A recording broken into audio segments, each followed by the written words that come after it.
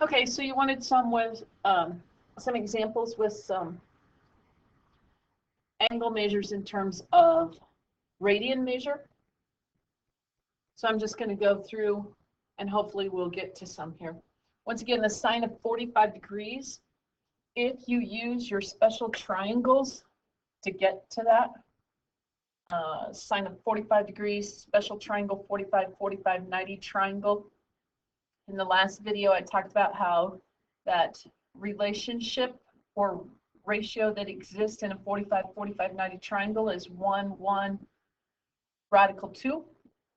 And so you set it up, and of course it's an isosceles triangle, so both legs are 1. The hypotenuse is radical 2. So if you look for the sine of 45 degrees, just pick 45 degrees, and sine is going to be the relationship of the opposite side over the hypotenuse. So that is 1 over the square root of 2. If you rationalize that denominator, you will get that it is also the same thing as that is equivalent to radical 2 over 2. Now, if you use the hand trick, there's your pointer finger, middle finger, ring finger, and your pinky. So if you use that hand trick, once again, it is cosine, comma, sine, and your angle measures are 0, 30, 45, 60, and 90. And then you have the 2 in the palm of your hand. So we want the sine of 45, so you're going to fold in your 45-degree finger. Sine is the bottom from whichever finger you fold in, which is representing your comma. And the sine of 45 degrees, I have 2 fingers. Once again, those are roots or radicals. So you have radical 2 over that value in your palm of your hand, which is 2. So the answer for this one, I think they probably, I'm not quite for sure how this program accepts it. I don't know if you have to write it as 1 over radical 2 or if they want you to rationalize the denominator. I'm not quite for sure. But do it whichever way your professor wants you to answer it. So the next one, you have the sine of 60 degrees. So once again, if you choose to, you can use your special triangles. So you have a 30, 60, 90 triangle. And if you remember from the previous video, 30, 60, 90 triangle is in the ratio of 1 radical 3 and 2. So opposite of your 30 degree is 1, opposite of 60 is radical 3, and your hypotenuse is 2. So they want the sine is 60 degrees, so you find 60. Sine is opposite over hypotenuse, so you end up with radical 3 over 2. If not, you can use your hand trick. So you have your thumb, you have your pointer finger, you have your middle finger, you have your ring finger, you have your pinky. And as you use your hand trick, remember once again, it is cosine, comma, sine, or xy values. Sine happens to be the y value. You have 60 degrees, so you have 0, 30, 45, 60. So you want to fold down your pointer finger. And the sine is 60, you have 3 fingers, so that's radical 3. The palm of your hand is 2, and you get radical 3 over 2.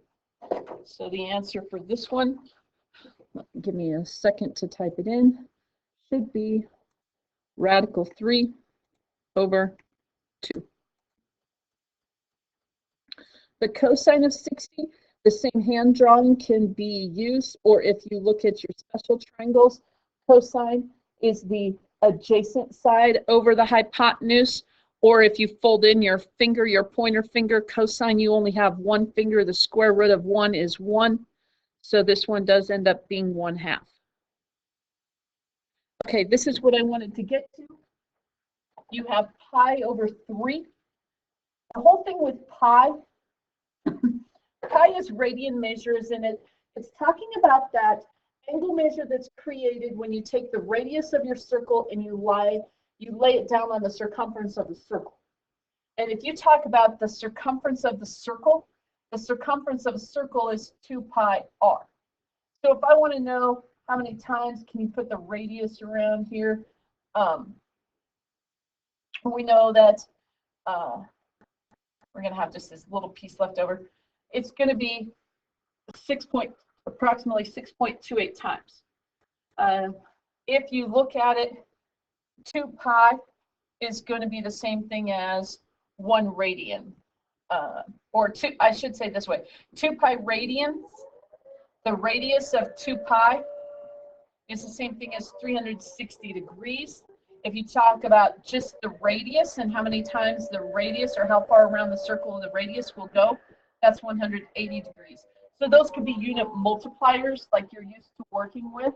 I'm going to pause this while the whistle goes off. Okay, so if you look at this and you have the sine of pi over 3, you can convert that, that's in radians.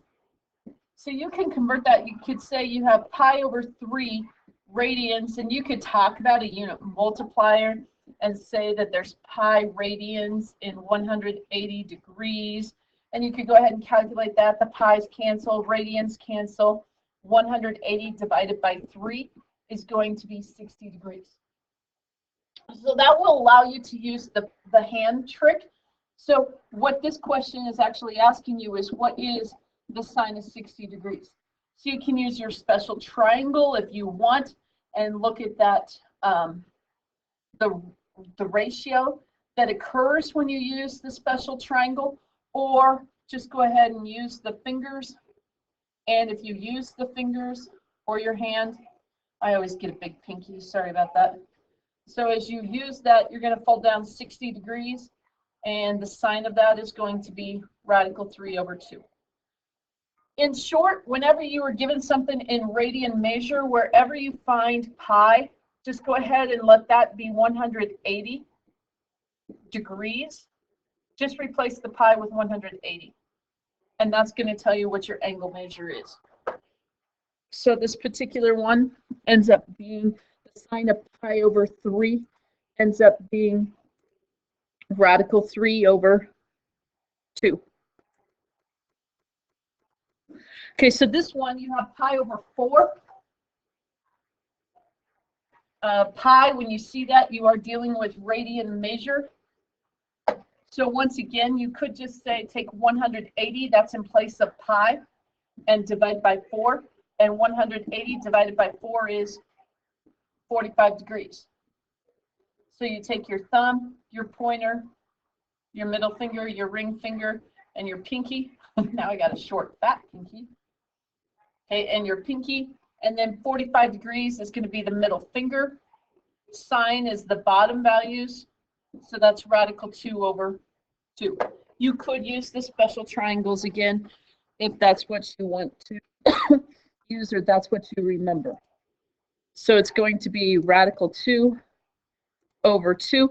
That's the same thing. Using the special triangles, you'll get 1 over radical 2. Once again, I don't know if your college professor makes you rationalize that or not. All right, so the next one, you have the tangent of pi over 3. Pi is the same thing as 180 degrees. If you divide that by 3, you're talking about a 60-degree angle. So the tangent of pi over 3 is the same thing as the tangent of 60 degrees. So you're going to take your hand, where you have your thumb, your pointer finger, your ring finger, middle finger, ring finger, pinky, and you're looking at the palm of your hand. So 60 degrees happens to be your pointer finger. Once again, where you see your tan is, do you see the tan on the back of your hand? So there's going to be your pinky, then you're going to have your ring finger, then you're going to have your middle finger, then you have your pointer finger, and then you're going to have your thumb sticking out over here. What you want to do is, to see your tan, you flip your hand upside down after you have folded in your 60-degree angle, which is that ring finger. So the value you get is, you're just looking now, I have nothing labeled on the back of my hand but my tan. So you have radical 3 over radical 1, which is just 1. So the value for the tangent is 60 degrees. is just going to be radical 3. Now, once again, you could use those special triangles. Since it's 60 degrees, what you want to think of for your special triangle is you want to think of your 30, 60, 90 triangle, which is in the ratio of 1, radical 3, and 2. So if you go for the tangent of 60 degrees, here's your 60-degree angle. Tangent is opposite over the adjacent. Whoops, that's add, not adjacent. So it's opposite over adjacent. So you get radical 3 over 1. Okay, I hope that is enough to get you through just working with the pies. I'm not quite for sure if that's what you were looking for, but I hope that helps. Okay, there was something else that I wanted to point out as I was going through these. This one says the cosine is 0 degrees. So if you look at your hand again, you will be able to use your hand to get to this answer. As you look at it, 0 degrees is your pinky, and it's cosine comma sine with 2 in the palm of your hand. So if you pull in your pinky or fold in your pinky, which is 0 degrees, you have 4 fingers left. So that's going to be radical 4. And of course, in the palm, you have that 2. So you get radical 4 over 2. Square root of 4 is 2. And 2 over 2 is equal to 1. So the value of the cosine is 0 degrees is 1. Here's something else that you can think of as you work through this problem. One thing you could think of is if you were to take your unit circle and unroll it. Here's your sine curve, and you could break that into your quadrants, and as you split that into your quadrants, you have quadrant 1, quadrant 2, quadrant 3, and quadrant 4, and that's going to tell you that, so if you think of this as being 0 right here, or as an x-axis, that in sine is positive in the first and second quadrant, and it's negative in the third and the fourth, because the third and the fourth right here drop down below that. So sine has a negative value in those quadrants, and in quadrant 1 and 2, you will have a positive sine value. Now keep in mind, here's 0 degrees, then you're going to have 90, here is 180, this is a value of 270, and then you're at 360 when you look at your quadrants. So the other thing you could look at is as you trace around, the sine of 0 degrees is 0, the sine of 90 degrees is 1, the sine, because this is a normal sine cosine curve where the values range from 1 to -1. So the sine of 180 is 0, the sine of 270 is -1, and the sine of 360 is back to 0. Now we also have the cosine curve, and in the cosine curve, it looks like this, where once again you can have your quadrants. You have quadrant 1, which will be positive. You have quadrants 2 and quadrant 3, which those two quadrants, cosine is negative in those two quadrants. And then you have quadrant 4, which cosine will have a positive value in quadrant 4. Now, as you look at that, you're still going to have your angle measures. Each quadrant, quadrant 1 goes from 0 to 90 degrees, 2 is from 90 to 180, 3 is 180 to 270, and then 4 is 270 to 360. So you have your quadrants. You can still see where they're positive at. Once again, this goes from 1 to -1. Now your tangent curve is just a little bit different. As you look at tangent, you're going to have vertical asymptotes, of course, because you're going to have values where if you talk about tangent being sine over cosine, you're going to have values where you cannot divide by 0. So if you look at the tangent values, you will want to take your, oh shoot, now I lost all of my stuff. Where did they go?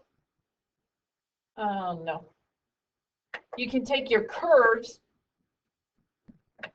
Somehow I've lost all, oh, there we go. Now I got duplicate stuff. Sorry about that blue right there. But as you look at it, tangent is going to be the same thing as sine over cosine. Tangent of your angle is sine over cosine. So if you want to talk about the tangent of 0 degrees, you're going to look at the sine of 0 degrees, which is 0, over the cosine of 0 degrees, which is 1, and 0 divided by 1 is 0. If you look at the tangent of 90 degrees, the tangent is going to be sine over cosine. So the sine of 90 degrees is 1, but the cosine of 90 degrees is 0, and that's undefined. So if you go down here at the very bottom, this right here, where it's undefined and you get that vertical asymptote, that's going to be 90 degrees. And then, of course, this intersection point here is going of the next little doohickey curve that goes there. That's going to be 180 degrees because that has a value of 0 over -1. So if you go and you look at the sine of 180 is 0, and the cosine of 180 is -1. 0 divided by -1 is 0. So there's where your 180 is at. And if you go to 270, you get -1 over 0, which is undefined. So that's the way that your curve is going to work when you talk about tangent. Now here's the other thing that you can look at as you work through that particular problem is you could say, okay, all that sine, cosine, tangent are talking about is that when I have the xy axis, I have a unit circle that's positioned here. And a unit circle says that you're going to have a radius of 1. So I know this distance right here has a length of 1. And what they are really looking for when you're talking about sine, cosine, tangent is they want to know what is the xy value of this coordinate point right here, if I know that that radius is 1. So to do that, you drop down, and this is where I've talked about that bow tie effect. You always make your triangles in reference to the x-axis. Draw it towards the x-axis so that you get your bow tie here in the center. We don't wear our bow tie like this. You wear your bow tie like this. So you always want to make reference to your angles in place of that x-axis. So to do that, here's your x value, here's your y value. But if you look at that angle, you notice that the x-axis here is the adjacent side, which refers to cosine, and the y-axis is the opposite side, which refers to sine. And the hypotenuse is going to be 1. So that's the other place that sine, cosine, tangent comes into play. So if you're always talking about the cosine of 0, 90, 180, what you need to do is you go back to that unit circle again. So I'm trying to find a spot to put it here. So if I go back to this unit circle and I talk about cosine, I'm going to look at the x-axis. Here at 0 degrees, where is that point right there? The x value of that point has a value of 1, 0, which is cosine sine. And if you look at the drawings that I have on the right-hand side of that sine and cosine curve, the lazy S, backwards S, whatever, and the smiley face, these are the points of cosine at 0 degrees. If you talk about 90 degrees, that coordinate point right there is 0, 1. So the cosine of 90 degrees is 0, and the sine of 90 degrees is 1. If you come back over here at 180 degrees, that coordinate point is -1, which says the cosine of 180 degrees is -1, and the sine of 180 degrees is 0. If you go to 270 degrees, that coordinate point is 0, -1. So what you're going to have is as you go down, the cosine will be 0, but the sine will have a value of -1.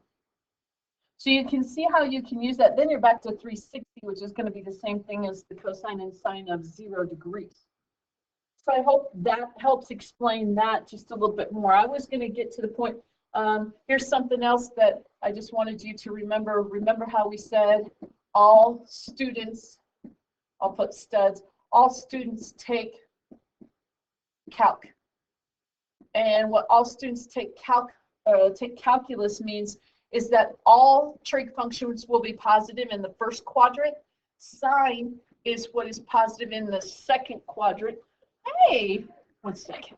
Cosine, tangent is what is positive in the third quadrant, and cosine is positive in the fourth quadrant.